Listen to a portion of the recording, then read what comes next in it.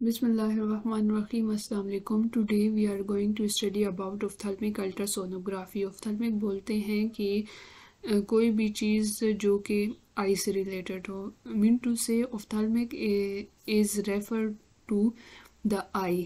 इसमें हमारे पास ट्रीटमेंट, डायग्नोस्टिक स्ट्रेटजीज़, डायग्नोसिस और मैनेजमेंट वगैरह आती है. आई डिसीज़ की सर्जिकल प्रोसीजर्स आते हैं. Anything that is related to the eye is known as ophthalmic. Ultrasonography को हम लोग अल्ट्रासाउंड इमेजिंग और सोनोग्राफी भी बोलते हैं. ये इमेजिंग टेक्निक होती है जिसमें हम इंटरनल बॉडी जो स्ट्रक्चर्स हैं उसकी इमेजेस क्रिएट करते हैं with the help of high frequency sound waves. ठीक हो गया. अल्ट्रासाउंड इमेजिंग वगैरह जो है वो फीटल की डेवलपमेंटल पीरियड में जो हम लोग इमेजिंग स्ट्रक्चर्स ड्रा करते हैं, फीटल की डेवलपमेंट भी इसके ज़रिए से हम लोग चेक कर सकते हैं अल्ट्रासाउंड इमेजिंग के ज़रिए. और इसके अलावा जितने भी हमारे इंटरनल ऑर्गन्स हैं, टिश्यूज़ हैं और ब्लड फ्लो वगैरह है वो सब भी हम लोग अल्ट्रासाउंड इमेजिंग यानी कि अल्ट्रासोनोग्राफी के ज़रिए से देख सकते हैं. तो जो वेरियस मेडिकल कंडीशंस हैं उसके बारे में हम लोग मालूमात इंफॉर्मेशन हासिल कर सकते हैं थ्रू अल्ट्रासोनोग्राफी. ठीक हो गया. इसमें एक मज़े की बात यह है कि अल्ट्रासाउंड इमेजिंग जो है वो किसी किस्म की रेडिएशंस यूज़ नहीं करता लाइक इंफ्रारेड, अल्ट्रावायलेट जो कि हार्मफुल होती हैं हमारी बॉडी स्ट्रक्चर्स के लिए, बॉडी के लिए. तो ये यूज़ करता है हाई फ्रीक्वेंसी साउंड वेव्स. तो एक बेनिफिट इसका ये हो गया. सेकंड हमारे पास आ जाता है ऑब्जेक्टिव्स ऑफ प्रेजेंटेशन की, यानी जो अभी हम लोग प्रेजेंटेशन स्टडी कर रहे हैं उसके बारे में बताएंगे कि इसको पढ़ने के बाद हमारे पास क्या क्या चीज़ें क्या क्या इन्फॉर्मेशन आ जाएगी. एक तो ये है कि ऑफ्थल्मिक अल्ट्रासाउंड के बारे में अंडरस्टैंडिंग हो जाएगी. दूसरा हम लोग क्वेश्चंस पूछ सकते हैं अपने टीचर्स वगैरह से ये प्रेजेंटेशन करते वक्त. और चौथा हमारे पास डिस्कस कर सकते हैं और सजेस्ट कर सकते हैं स्टैंडर्ड प्रोटोकॉल्स कि किस तरह से अल्ट्रासाउंड या अल्ट्रासोनोग्राफी वगैरह परफॉर्म की जाती है और उसकी इंटरप्रिटेशन यानी कि ऑफ्थल्मिक वी स्कैन अल्ट्रासाउंड की इंटरप्रिटेशन कैसे की जाती है. इंटरप्रेट करना बोलते हैं कि एक टेस्ट आप कर रहे हो तो उसमें देखो कि इमेज जो है वो नॉर्मल है या फिर उसको कोई डिसीज़ है लाइक रेटिनल डिटैचमेंट है या फिर एंडोफ्थल्माइटिस है या जो भी बी स्कैन में हम लोग डायग्नोस करेंगे जो देखेंगे तो उसको बोलते हैं इंटरप्रिटेशंस. ठीक हो गया. फिर इसके अलावा प्रोब की पोजीशन भी हमें इस स्लाइड्स में पता चलेगी. यूएस प्रोब यानी कि अल्ट्रासाउंड जो प्रोब है वो उसकी पोजीशन क्या हो कि हमें पता चले कि जो स्कैन्स हैं उसमें हम लोग प्रोब की पोजीशन क्या रखेंगे और इमेज की पोजीशन क्या होगी. तो जो बाद में देखने वाला बंदा है उसको ये पता चले कि जिस पोजीशन पे वो देख रहा है वो कौन सी पोजीशन है, आइदर वो टेम्पोरल साइड की है या मीडियल साइड की है. ये सब कुछ हमें प्रोब की पोजीशन से पता लगेगा और बाद में जो पढ़ने वाला होगा उसकी उस इमेज से ये आइडिया हो जाएगा कि प्रोब की पोजीशन क्या है. इंट्रोडक्शन में ultrasound a vibrational form of energy used in medical imaging. Ultrasound के बारे में बता रहे हैं कि ये it is nothing but the vibrational form of energy जो कि मेडिकल इमेजिंग जनरेट करने के लिए यूज़ होता है. Vibrational form of energy definitely वही हो गई हाई फ्रीक्वेंसी जो साउंड वेव की हम यूज़ करेंगे उसी की बात कर रहे हैं. वाइब्रेशनल बोलते हैं, वाइब्रेशन का हमें पता है कि किसी भी चीज़ की बैक एंड फोर्थ मूवमेंट उसी पोजीशन पे रहते हुए कोई जो ऑब्जेक्ट है, कोई मीडियम है वो वाइब्रेट करता है यानी कि बैक एंड फोर्थ मूव करता है तो उसको बोलते हैं वाइब्रेशनल मूवमेंट.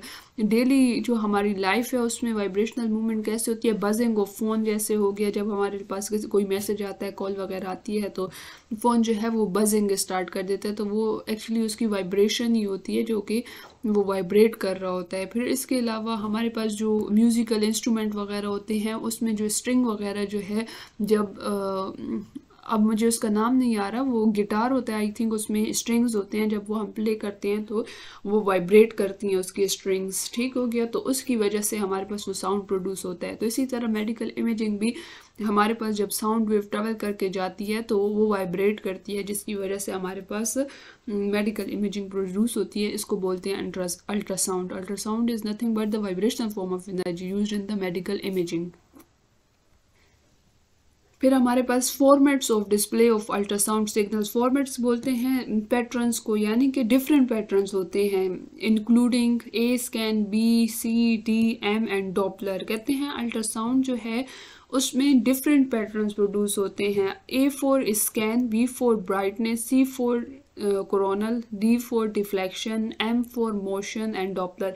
हमारा जो काम होगा वो बेसिकली 2 चीज़ों के साथ होगा, वो है ए स्कैन और बी स्कैन, क्योंकि जो ऑफ्थल्मिक जितने भी प्रैक्टिसेस हैं, यानी कि आई की फील्ड में आई के लिए हम लोग ये 2 स्कैन बेसिकली यूज़ करते हैं, ए स्कैन और बी स्कैन।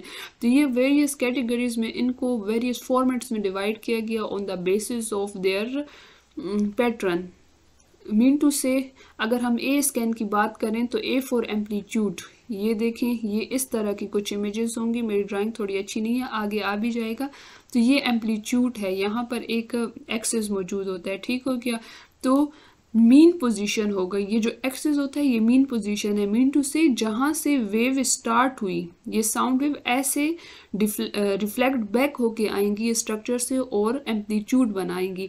तो जो एम्पलीट्यूड की फॉर्म में स्कैन होगा वो ए स्कैन होगा। एम्पलीट्यूड बोलते हैं मीन पोजीशन से जितनी हाईएस्ट पॉइंट तक रीच करती है कोई चीज़, तो वेव, कोई चीज़ नहीं, वेव जितना हाईएस्ट पॉइंट तक रीच करती है उस पॉइंट को क्या बोलते हैं, एम्पलीट्यूड बोलते हैं उस वेव का। ये एक्सट्रीम पोजीशन होती है, ठीक है, ये वेव की एक्सट्रीम पोजीशन है, जो कि मीन पोजीशन से लेकर जितना डिस्टेंस, जितना डिस्प्लेसमेंट तय किया होता है वेव ने, उसको बोलते हैं एम्पलीट्यूड। लेट सपोज यहाँ से लेकर यहाँ तक, यहाँ तक, ओके, यहाँ तक जो है ये वाला जो पॉइंट है ये एम्पलीट्यूड है। फिर बी स्कैन में क्या होगा कि आपको सिर्फ ब्राइटनेस दिखाई दे रही होगी, ब्राइटनेस डॉट्स होंगे, कहीं पे ज़्यादा ब्राइट होगा, कहीं पे कम ब्राइट होगा। तो ये पैटर्न जब होगा तो वो बी स्कैन होगा। इसी तरह कोरोनल और डिफ्लेक्शन, मोशन और डॉपलर के साथ हमारा काम नहीं है, we will study just about the A scan और बी स्कैन। तो A for amplitude and B for brightness, this is important for MCQ's point of view. Okay, तो A scan is a time amplitude display while the B scan is the brightness intensity modulated display. Time amplitude display का क्या मतलब होता है, ये एक हमारे पास time amplitude display जो है टाइप ऑफ ग्राफिकल रिप्रेजेंटेशन होती है, ठीक हो गया, जो कि यूज़ होती है सिग्नल प्रोसेसिंग में एंड रडार सिस्टम वगैरह में भी यूज़ हो सकती है। लेकिन हम तो ए स्कैन के बारे में पढ़ रहे हैं, तो ए स्कैन में टाइम एम्पलीट्यूड डिस्प्ले का ये मतलब होता है कि कितना एम्पलीट्यूड, यानी कि कितनी स्ट्रेंथ और इंटेंसिटी का जो सिग्नल है वो चेंज हो रहा है ओवर टाइम।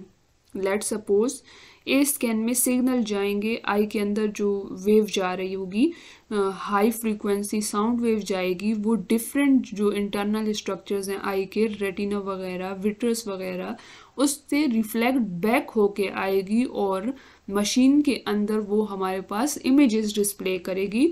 तो इमेजेस कैसे आएंगी कि एक एक्सिस होगा, ये एक्सिस मैंने सही ड्रा नहीं किया, एक सेकेंड, इस तरह से एक्सिस होगा जो कि टाइम को शो कर रहा होगा। फिर हमारे पास सिग्नल्स आएंगे वेरियस स्ट्रक्चर से, वो एम्पलीट्यूड बनाएंगे इस तरह से, कहीं पे ज़्यादा हाई एम्पलीट्यूड होगा, कहीं पे इस लो एम्पलीट्यूड होगा। तो ये डिपेंड करता है, टाइम एम्पलीट्यूड डिस्प्ले यही बता रहा होता है कि डिफरेंट स्ट्रक्चर से जो साउंड वेव्स जो हैं रिफ्लेक्ट बैक होके आ रहे हैं, वो एम्पलीट्यूड बना रहे हैं, तो वो चेंज हो रहे हैं with the passage of time, ठीक हो गया। तो ये सिग्नल ओवर टाइम क्या होगी, चेंज होगी। तो ये टाइम एम्पलीट्यूड डिस्प्ले हमें क्या बताता है कि कितनी स्ट्रेंथ और इंटेंसिटी का एक सिग्नल जो है वो रिफ्लेक्ट बैक होके आ रहा है, और इस एम्पलीट्यूड में क्या चेंजेस आ रही हैं फ्रॉम वेरियस स्ट्रक्चर्स। तो इसकी मदद से हम लोग विजुलाइज कर सकते हैं स्ट्रेंथ, और टाइम के साथ साथ एम्पलीट्यूड भी बता सकते हैं। तो वो आगे आ जाएगा कि रेटिना के लिए कौन सा स्पाइक होता है, और जो दूसरी हमारे पास स्क्लेरा कॉर्निया वगैरह उसके लिए कौन सा स्पाइक होता है। तो वो with the passage of time आगे फर्दर हम स्टडी करेंगे। और ये 1 डायमेंशनल इमेज देता है, ठीक हो गया। ए स्कैन 1 डायमेंशनल इमेज देता है, जबकि बी स्कैन 2 डायमेंशनल इमेज देता है। बी स्कैन के बारे में हम लोग पढ़ रहे थे कि ये ब्राइटनेस इंटेंसिटी मॉड्यूलेटेड डिस्प्ले है। तो इसमें हम क्या कह सकते हैं, बी स्कैन इमेजिंग हमारे पास यूजली जो कॉमनली जो यूज़ होती है वो जो बी स्कैन है वो हमारे पास ये मेडिकल अल्ट्रासाउंड के बारे में हम पढ़ रहे हैं। तो इसमें क्या होता है कि जो ब्राइटनेस इंटेंसिटी मॉड्यूलेटेड डिस्प्ले होता है वो रेफ़र करता है विजुअलाइजेशन टेक्निक्स की, जो कि रिप्रेजेंट करता है स्ट्रेंथ और intensity of the signal receive during the scanning. B scan में हम लोग स्कैनिंग कर रहे होते हैं, किस चीज़ की स्कैनिंग कर रहे होते हैं, आई की स्कैनिंग कर रहे होते हैं। तो फिर हमारे पास क्या होता है कि ब्राइटनेस जो है वो स्क्रीन पे आ रही होती है, वो ब्राइटनेस जो है is nothing but the intensity modulated display है।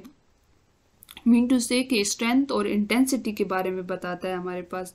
तो अगर डिस्प्ले में ये हो कि brightness of each pixel on the screen corresponds to the intensity of the receive signal, ये बात मैंने बता दी कि ब्राइटनेस का क्या मतलब है कि कितनी इंटेंसिटी का एक सिग्नल जो है वो आ रहा है स्क्रीन के लिए।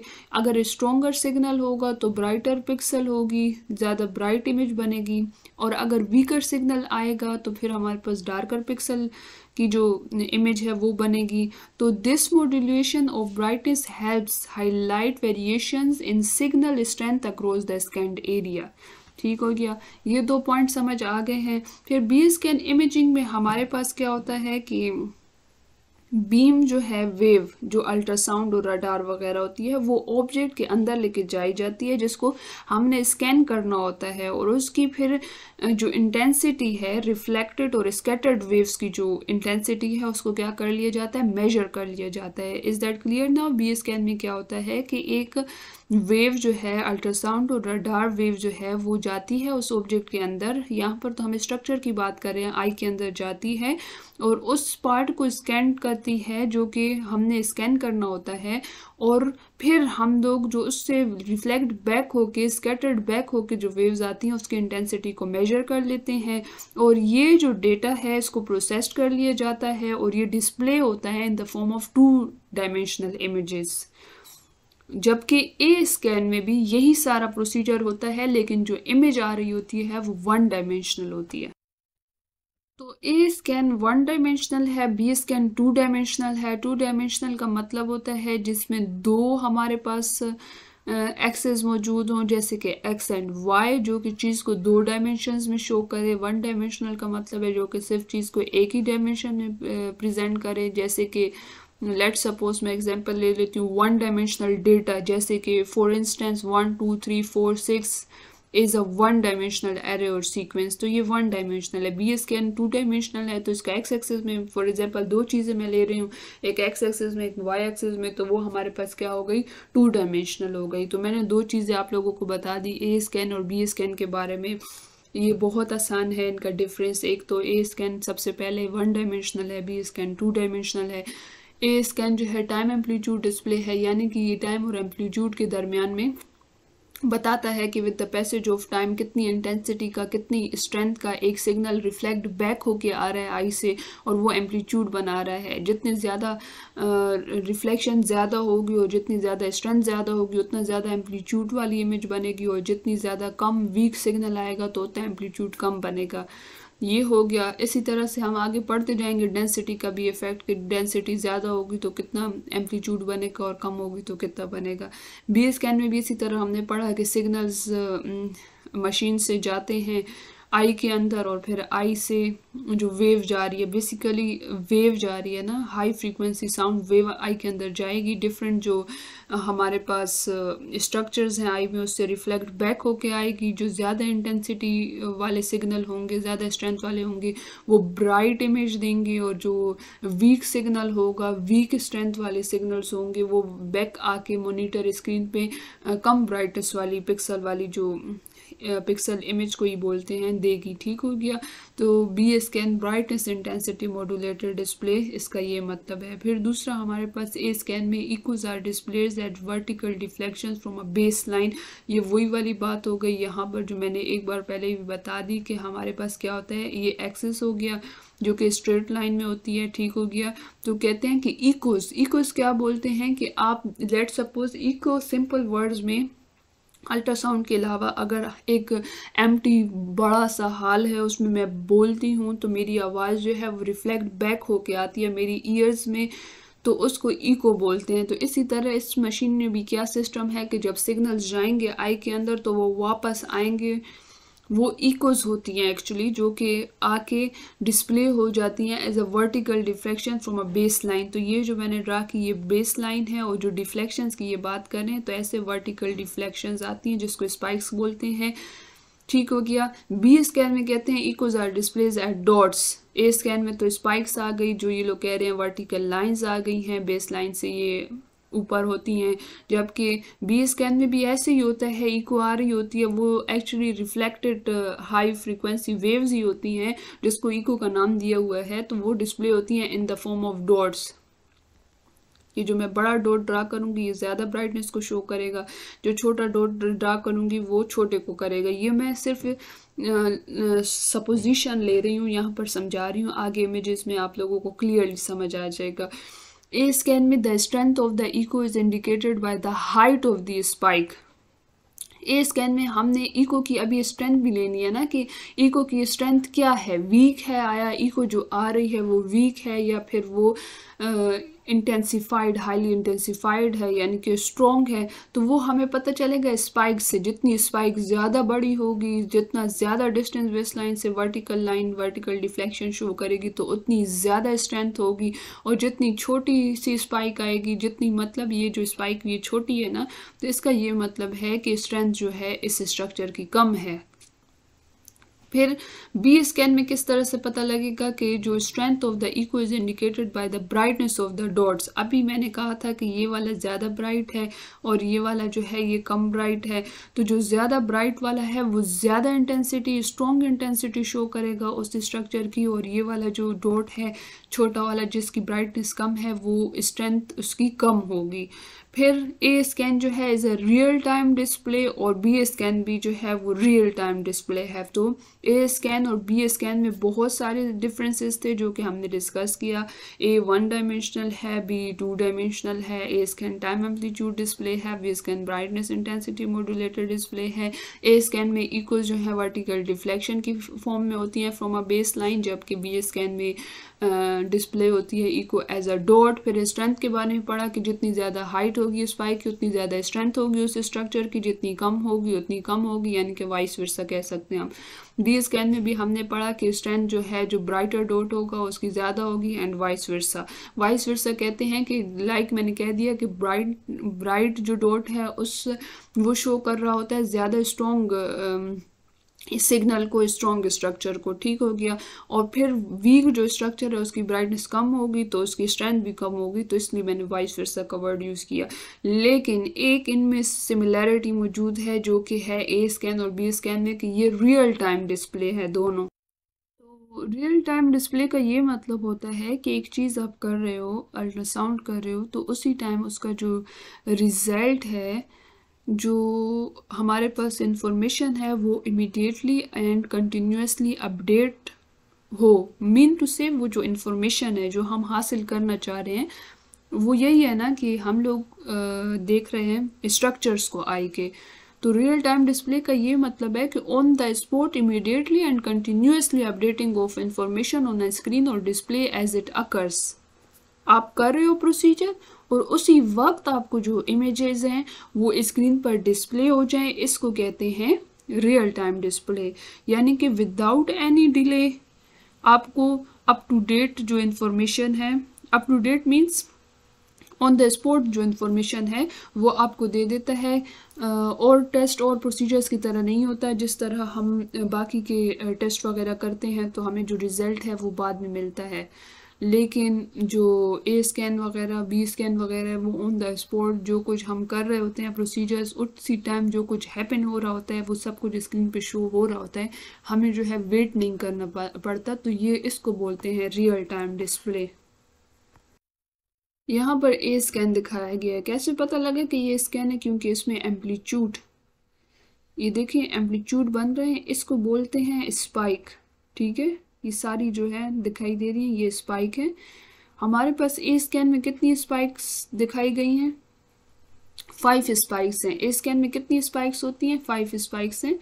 एमसीक्यूज के लिए इम्पोर्टेंट है कि ए स्कैन में कितनी स्पाइक्स जनरेट होती हैं, 5 स्पाइक्स जनरेट होती हैं। ये जो पहली वाली है, होता यूं है कि प्रोब जो है वो कॉर्निया पे रख दिया, अब रे ऑफ लाइट आई के अंदर गई और रिफ्लेक्ट बैक होके आई और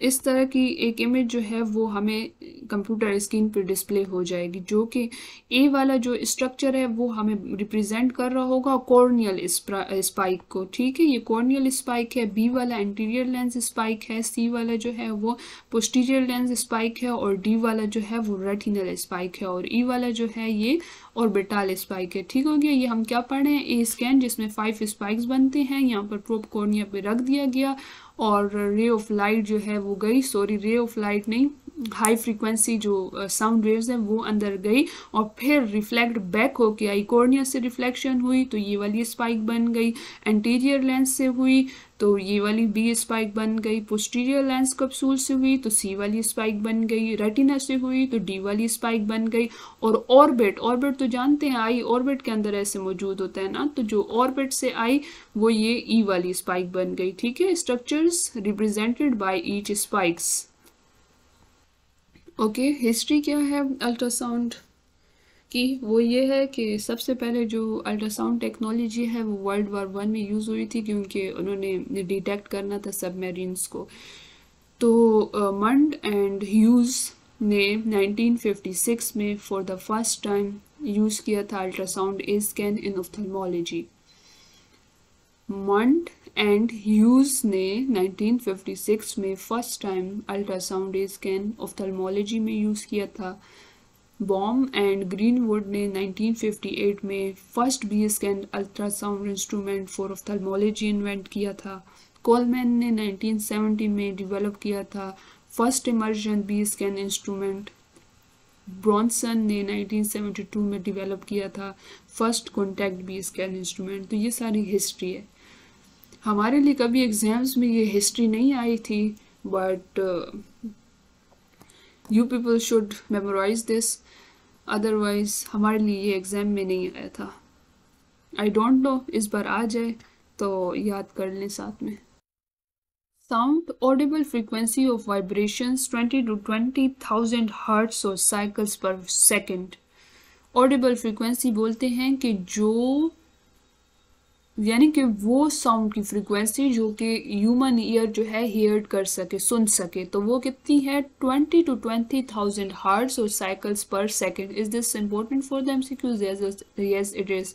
पूछ सकते हैं कभी कभी, इतने आसान एमसीक्यूज भी आ जाते हैं कि जो ऑडिबल फ्रीक्वेंसी ऑफ वाइब्रेशन है साउंड की जो कि ह्यूमन ईयर सुन सकता है वो कितना है 20 to 20,000 हर्ट्ज और साइकिल पर सेकंड्स। हर्ट्ज का दूसरा नाम क्या है? साइकिल्स पर सेकंड। यहाँ पर हम ऐसे भी लिख सकते हैं कि 20K हर्ट्ज, तो ये भी ठीक होगा। ओके, 20K का मतलब होता है किलो हर्ट्ज, तो ये दे सकते हैं 20 to 20 किलो हर्ट्ज जो है वो ऑडिबल फ्रीक्वेंसी है जो कि ह्यूमन ईयर सुन सकती है। ठीक है, यानी कि हम सुन सकते हैं। 20 से कम हो या 20 किलो हर्ट्ज से ज़्यादा हो तो ये फ्रीक्वेंसी जो साउंड की है वो सुनी नहीं जा सकती। फ्रीक्वेंसी बोलते हैं रिपीटेडनेस, occurrences in unit of second, यानी कि फ्रीक्वेंसी का मतलब है कितनी vibrations, number of vibrations in unit of second, यानी कि पर सेकंड जो प्रोड्यूस होती हैं उसको फ्रीक्वेंसी बोलते हैं। अल्ट्रासाउंड साउंड फ्रीक्वेंसी यूज़ करता है जिसकी लिमिट जो है वो एक्सीड करती है 20 किलो हर्ट्ज से। तो क्या ये वाला अल्ट्रासाउंड की आवाज़ जो है वो ह्यूमन ईयर सुन सकेगा? तो नहीं सुन सकेगा, क्योंकि सुनने की कुव्वत तो 20 to 20 किलो हर्ट्ज है और अल्ट्रासाउंड की जो है वो 20 किलो हर्ट्ज से ज़्यादा होती है। This is important for MCQs point of view.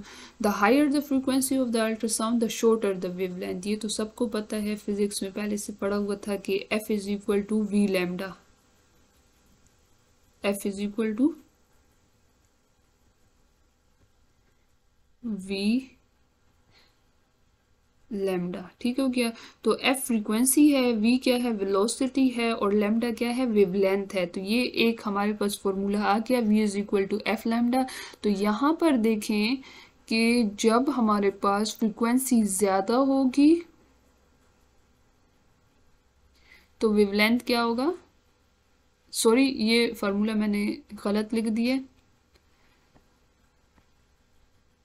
इसको रब कर देते हैं, v is equal to F lambda.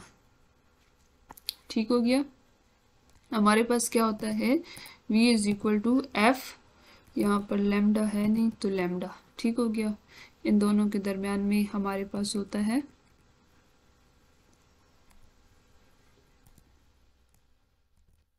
v is equal to F lambda, velocity is equal to frequency into wavelength. तो इस रिलेशनशिप से हमें पता लगता है कि जो वेलोसिटी है वो फ्रीक्वेंसी के डायरेक्टली प्रोपोर्शनल है, और फ्रीक्वेंसी जो है वो वेवलेंथ के इन्वर्सली रिलेटेड है। वो किस तरह से आएगा, इस तरह से आएगा कि आप f को अपनी पोजीशन पे छोड़ दें और v को अपनी पोजीशन पे छोड़ दें, तो लैम्डा तो जब लेफ्ट साइड पे जाएगा तो वो नीचे चला जाएगा, क्योंकि यहाँ पर मल्टीप्लाई हो रहा था तो वहाँ पर जाके क्या हो जाएगा, डिवाइड हो जाएगा। तो यहाँ पर ये बताया जा रहा है कि फ्रीक्वेंसी हमारे पास जितनी ज़्यादा होगी वेवलेंथ उतनी कम होगी। ये क्यों, क्योंकि इन्वर्स रिलेशन है। ठीक हो गया, हमारे पास क्या आ रहा है, इन्वर्स रिलेशन आ रहा है।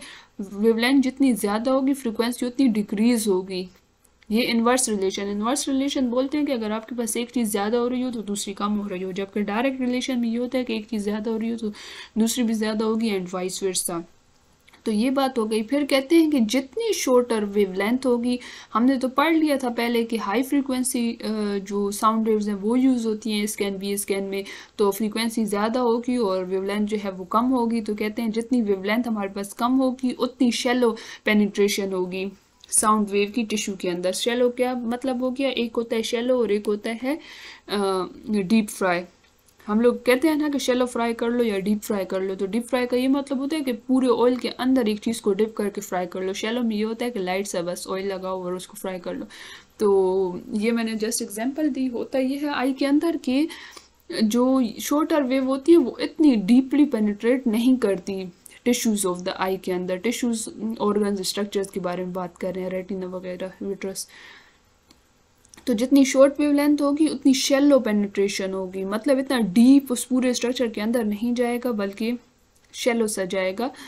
फिर शॉर्टर वेवलेंथ होगी तो मोर इम्प्रूव्ड इमेज रेजोल्यूशन होगी। अब शॉर्टर वेवलेंथ थी तो शैलो पेनिट्रेशन थी, ये तो कॉमन सेंस की बात है, लेकिन शैलो जो शॉर्ट वेवलेंथ हो तो फिर उससे इम्प्रूव इमेज रेजोल्यूशन कैसे होती है, ये क्या वजह है, ये किस तरह से हो सकती है।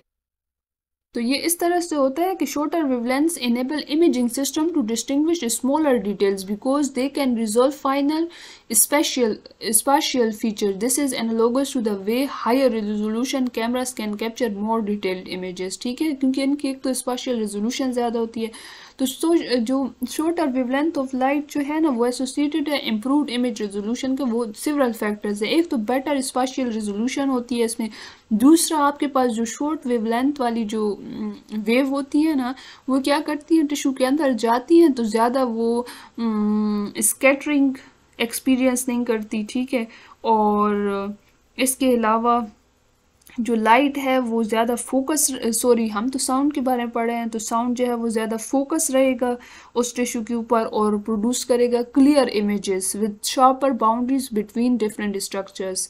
तो दूसरी बात मैंने ये कही कि शॉर्टर वेवलेंथ की जो वो होती हैं वेव्स होती हैं वो इमेज रेजोल्यूशन ज़्यादा अच्छी क्वालिटी की देती हैं as compare to the longer wavelength, because जब ये शॉर्टर वेवलेंथ की वेव्स जब आई के अंदर जाती हैं तो वो फोकस रहती हैं और दूसरा इसमें स्कैटरिंग कम होती है। तो दोनों का एक ही मतलब हो गया। तीसरा हाई कंट्रास्ट देती हैं, ये हाई कंट्रास्ट जब देंगी ये हमारे पास तो ये क्या बना देंगी, ईजियर बना देंगी कि डिफ्रेंशिएट करें हम लोग डिफरेंट टिश्यूज और स्ट्रक्चर्स के दरमियान ईजिली। ठीक हो गया, तो ये बात हो गई। ऑफ्थेल्मिक अल्ट्रासाउंड प्रोब्स 10 मेगाहर्ट्ज, किलो 10⁻³ और मेगा 10⁻⁶। तो हमने पढ़ा था कि किलो हर्ट्ज से जो ज़्यादा होगा वो ऑडिबल फ्रीक्वेंसी नहीं होगी। तो ऑफ्थेल्मिक अल्ट्रासाउंड प्रोब्स जो जनरेट करते हैं जो फ्रीक्वेंसी ऑफ साउंड उनसे निकल के जाती है आई के अंदर, वो 10 मेगाहर्ट्ज़ है। इम्पोर्टेंट है, ये भी मे बी MCQs में पूछा जाए। शैलो पेनिट्रेशन देगा। जब फ्रीक्वेंसी इतनी ज़्यादा है तो खुद सोचो कि जो वेवलेंथ होगी वो शॉर्ट होगी। अगर शॉर्ट वेवलेंथ है तो फिर हमने पढ़ा कि शैलो पेनिट्रेशन होगी, और अगर शॉर्ट वेवलेंथ है तो हमने ठीक हो गया। ऑब्स्टेट्रिक्स के बारे में शायद मैंने बता दिया है। ऑब्स्टेट्रिक्स मेडिसिन की ब्रांच ऑफ मेडिसिन है जिसमें हम लोग चाइल्ड बर्थ, प्रेगनेंसी और ये सारी चीज़ें जो है पोस्टमार्टम वगैरह, उसमें हम लोग अल्ट्रासाउंड वगैरह करते हैं। ये 1 मेगाहर्ट्ज़ होता है। इसमें डीप पेनिट्रेशन होती है, लो रेजोल्यूशन होती है। डीप पेनिट्रेशन इसलिए क्योंकि जो वेवलेंथ है वो लॉन्ग है। हाई रेजोल्यूशन ऑफ्थेल्मिक जो आइडियल बी स्कैन प्रोब है, इसके बारे में हमने पढ़ा कि ये 20 to 100 मेगाहर्ट्ज़ पेनिट्रेशन देती है और आई के अंदर 5 to 10 mm जाती है। Incredibly detail resolution of the interior segment देती है। इनक्रेडिबल बोलते हैं जो कि अनबिलीवेबल एक चीज़ हो जाती है ना, उसको बोलते हैं। तो सबसे ज़्यादा जो आइडियल है वो UBM है क्योंकि इसकी शॉर्ट वेवलेंथ और हाई फ्रीक्वेंसी है। ये रेंजेस याद कर लें, 10 मेगाहर्ट्ज़ ऑफ्थेल्मिक अल्ट्रासाउंड की, ऑब्स्टेट्रिक्स 1 मेगाहर्ट्ज़ और हाई रेजोल्यूशन ऑफ्थेल्मिक भी जो अल्ट्रासाउंड बाय माइक्रोस्कोपी है ये याद कर लें 20 to 100 मेगाहर्ट्ज़ है। एंटीरियर सेगमेंट की सबसे अच्छी रेजोल्यूशन देती है। अभी यहाँ पर हमारे पास प्रोसीजर स्टार्ट हो गया कि साउंड वेव जो है वो इंट्राओकुलर स्ट्रक्चर को हिट करेगी और फिर उस इंट्राओकुलर स्ट्रक्चर से रिफ्लेक्ट बैक होके आएगी प्रोब में और उसको कन्वर्ट कर दिया जाएगा इलेक्ट्रिकल सिग्नल में। अब ये सिग्नल जो है सब्सिक्वेंटली एक के बाद एक रिकन्स्ट्रक्ट होगा एक in the form of image on the monitor. ये तो या डायनेमिक इवोल्यूशन आई की देगी या फिर डॉक्यूमेंट पैथोलॉजी की फॉर्म में होगी, यानी कि डायनेमिक इवोल्यूशन ऑफ द आई यानी कि काइनेटिक स्कैनिंग उसी वक्त हम लोग देख रहे हैं, वो रियल टाइम डिस्प्ले जो है उस तरह से हमें दिखाई दे रहा होगा, या फिर उसको फ्रोज़न फोटोग्राफ्ड और डॉक्यूमेंट स्टैटिक स्कैनिंग के ज़रिए भी देख सकते हैं कि यानी ये रे जाए और वापस प्रोब पे आए, इलेक्ट्रिकल सिग्नल उसको इमेज की फॉर्म में दे दे। या फिर काइनेटिक स्कैनिंग हो सकती है कि उसी वक्त हो रही है, वो स्पाइक ऊपर नीचे जा रहे हैं, तो काइनेटिक स्कैनिंग भी हो सकती है और स्टैटिक स्कैनिंग भी हो सकती है। काइनेटिक ये हमारे पास प्रोब है, इसके बारे में बता रहे हैं कि इसी से नॉर्मली जो रेज़ हैं वो जाती हैं आई के अंदर और इसी के ज़रिए वापस भी आती हैं। इसमें ही सेटअप किया हुआ होता है हैंड हेल्ड यूनिट में, और इस हैंड हेल्ड यूनिट को क्या कहते हैं, अल्ट्रासोनिक ट्रांसड्यूसर या फिर प्रोब बोलते हैं। ठीक है, ये आई है, यहाँ पर देखें प्रोब रख दिया गया है, आई थिंक इस क्लियर पे रखा हुआ है, और यहाँ से एक ट्रांसमिटेड रे गई है और वापस रिसीविंग जो रे है वो इसी में आई है क्योंकि इसमें सेटअप हुआ है। और इस चीज़ को क्या कह रहे हैं, प्रोब या फिर अल्ट्रासोनिक ट्रांसड्यूसर भी बोलते हैं। फिर हमारे पास वेलोसिटी की बात करते हैं कि जो साउंड वेव है वो जा रही है आई के अंदर, तो किसी वेलोसिटी से जा रही होगी ना। वेलोसिटी का तो पता है, एक स्पीड होती है एक वेलोसिटी होती है। वेलोसिटी बोलते हैं rate of change of displacement को, ठीक होगी, और स्पीड बोलते हैं rate of change of distance को, यानी कि जो साउंड वेव है वो कितने टाइम में डिस्टेंस कितना तय कर रही है। ठीक है, तो जब साउंड वेव आई के अंदर जा रही है तो वो डिपेंड करेगी डेंसिटी ऑफ द मीडियम, यानी कि आई के स्ट्रक्चर्स पे डिपेंड करेगी। और ये बताया जा रहा है कि जितना डेंस स्ट्रक्चर होगा लाइक कॉर्नियल लेंस, उसमें हमारे पास जो स्पीड ऑफ साउंड है वो फास्टर होगी as compare to the less dense structure like aqueous and vitreous, तो उसमें हमारे पास क्या होगा, कम होगी वेलोसिटी।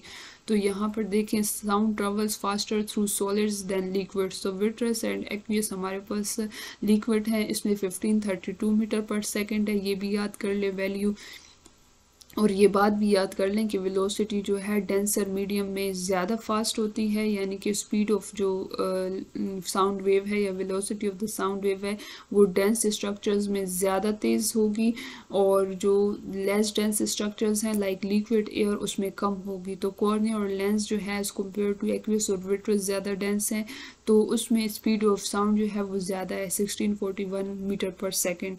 फिर रिफ्लेक्टिविटी के बारे में बताया जा रहा है कि जब साउंड ट्रेवल करके जाती है एक मीडियम से दूसरे मीडियम में ऑफ डिफरेंट डेंसिटी, लाइक पहले कॉर्निया में गई और फिर लेंस में, फिर कॉर्निया के बाद एक्वियस ह्यूमर में गई तो कॉर्निया ज़्यादा डेंस है as compare to the aqueous humour. तो one medium to another medium of different density गई तो part of the sound is reflected from the interfaces between those media back into the probe. तो कहते हैं ऐसे interfaces पे क्या होगी, जो साउंड वेव है वो वापस प्रॉप के अंदर आएगी और इसको क्या कहते हैं, इको। आसान वर्ड्स में बताती हूँ कि जब इस साउंड वेव आई के अंदर जाएगी तो डिफरेंट इंटरफेसेस यानी कि डिफरेंट डेंसिटी वाले जो पार्ट्स होंगे लाइक कॉर्निया और एक्वियस ह्यूमर, तो यहाँ पर लाइट क्या करेगी, रिफ्लेक्ट बैक होके प्रॉप के अंदर जाएगी और इसी चीज़ को तो हम क्या कह रहे हैं, इको कह रहे हैं। The greater the density difference between the media the stronger the echo. कहते हैं कॉर्निया और एक्वियस में लेट सपोज अगर ज़्यादा डिफरेंस है किस चीज़ का, डेंसिटी का, तो फिर हमारे पास स्ट्रॉन्ग इको जो है वो क्रिएट होगी, जनरेट होगी। और द हायर द रिफ्लेक्टिविटी, ये बात इंपॉर्टेंट है कि जितनी ज़्यादा डेंसिटी का डिफरेंस होगा यानी कि कॉर्निया और एक्वियस के दरमियान में जो डिफरेंस है डेंसिटी का, अगर वो बहुत ज़्यादा है तो हमारे पास स्ट्रॉन्ग इको जनरेट होगी और हमारे पास जो रिफ्लेक्टिविटी है वो भी ज़्यादा होगी, जो वापस आने वाली जो रेज हैं, वेव्स हैं साउंड की, वो ज़्यादा होंगी। तो हमने आज ये पढ़ा, ये सारा हमने पढ़ा बेसिक फिजिक्स की, फिजिक्स क्या है इस अल्ट्रासाउंड के पीछे, वेलोसिटी, रिफ्लेक्टिविटी और ये सारी चीज़ें पढ़ी। आई थिंक सो वीडियो बहुत ज़्यादा लॉन्ग हो रही है, तो जो नेक्स्ट है वो मैं पार्ट 2 में डिस्कस करूँगी, जिसका लिंक मैं डिस्क्रिप्शन में आप लोगों को प्रोवाइड कर दूँगी। इसके बाद हम लोग जो बेसिक बी स्कैन, ए स्कैन के अंदर की जो फिज़िक्स है उसके बारे में रीड करेंगे इंशाल्लाह।